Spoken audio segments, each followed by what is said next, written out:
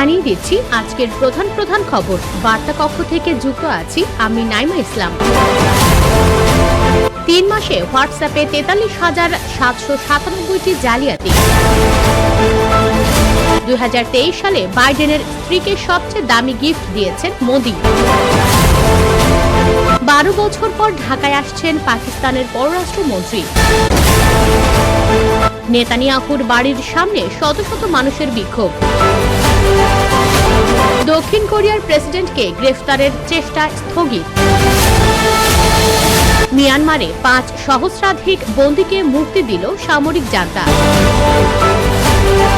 বিদায় বেলায় ইরানে হামলার খায়েশ বাইডেনের।